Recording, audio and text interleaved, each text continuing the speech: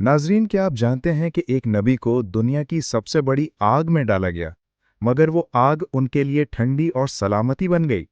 आइए सुनते हैं ये ईमान अफरोज पुरानी वाकया। ये वाकया है हज़रत इब्राहीम अलैहिस्सलाम का। उन्होंने अपनी कौम और बादशाह नमरूद को तौहीद का पैगाम दिया कि सिर्फ एक अल्लाह की इबादत करो। लेकिन नमरूद को ये बात सख्त नागवार गुजरी। उसने फैसला किया कि इब्राहीम को इबरत का निशान बनाकर आग में जला दिया जाए। लोगों ने एक बहुत बड़ी आग जलाई, इतनी बड़ी कि उसके करीब जाना भी नामुमकिन था।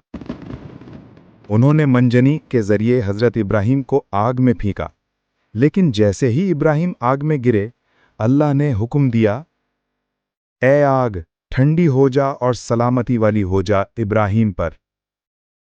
सब देखने वाले हैरान रह गए। आग जलाने के बजाय ठंडी हो गई और हजरत इब्राहीम बिल्कुल सलामत बाहर आ गए। ये वाकया हमें ये सबक देता है कि जब अल्लाह साथ हो तो दुनिया की सबसे बड़ी ताकत भी कुछ नहीं बिगाड़ सकती।